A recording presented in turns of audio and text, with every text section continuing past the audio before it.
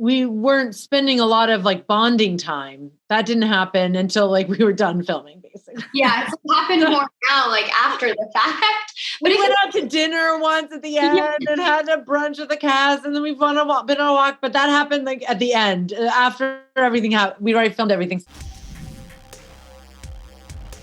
I love this show because I'm such a true crime kind of horror fan. Emily, I'll start with you. What interested you most about this story? I just found it fascinating, the characters, especially this character, Suzanne, whom I'm playing, why she does what she does. I found that fascinating. And the fact that it's based on an actual story, it's inspired by, there's lots of differences, but it's in the basic elements of the story actually happen. That's fascinating to me, and cults are really interesting to me. And so I enjoy being scared a little bit. And so I found it all really, that's fascinating, especially diving into the character of Suzanne and her psychology and why she's doing what she does. I found that just fascinating. I wanted to understand it and get in there and play the part. Yeah, the fascination with cults, with something that's true crime and loosely based off of true events was immediately something that piqued my interest. And then reading the scripts and knowing that May was such a complex and dynamic character is always something that as an actor, I feel like I look for in a role. So getting to dive into that and play with her was just something that was really exciting to me. And there was a lot of prep involved with it. And I love a challenge, and May was a challenge, and that was the best. So what does the prep entail? How do you get into the culty mindset? The culty mindset? Well, you learn about them, you read about them, and then you just get it on its feet and do some, I did some sensory and like movement work and just like, I just loved, like, I watched movies based on cults, like just anything that I could draw upon to make May feel as like fully realized as possible. So that's kind of what I did. You two spend a lot of time together. What did you do to bond and create the relationship that you have on screen? We've been joking because we were so terrified to hang out with each other. All the whole cast, we were so scared because of COVID.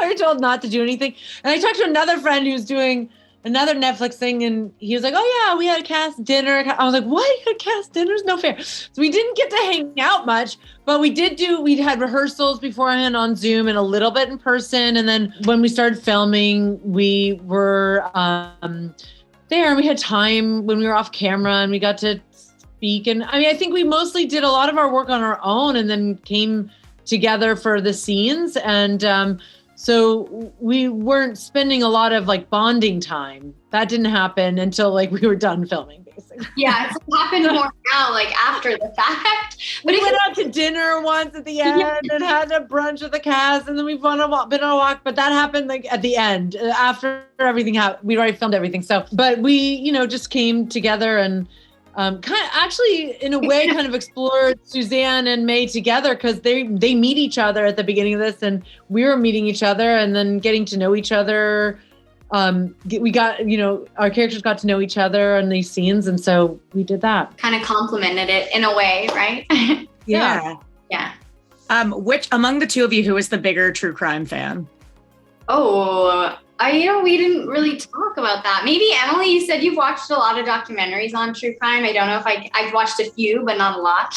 I've listened to a lot of true crime podcasts. And I've watched some show. I used to watch even more, honestly. But then having kids, it makes me more sensitive to certain things. Mm-hmm. That's just too uncomfortable. And I love it. I don't know. I'm not trying to compete in any way, but we might be able to give you that medal, Okay. All right. If you're going to forfeit, I'll take it. I'll forfeit. I don't know. I don't know how much you're into it, but yeah.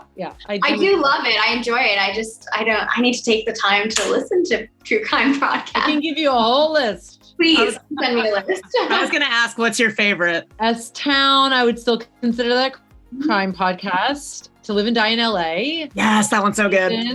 Dr. Death. These are the favorites. Over My Dead Body, which was the first, that was before the Tiger King documentary on Netflix, which of course I watched as well. I've seen that. They had a whole season on that before the documentary. Oh. And then Those are the ones that come to mind. And then I know I was telling a friend about them and I kept sending her text after text, like, wait, forget about this one. So yeah, there's more, but I'll remember them after we're done, I'm sure. That's an amazing list. Well, I got to wrap, but thank you guys so much. Congrats on the show. Have a good day. Bye. Bye. Bye.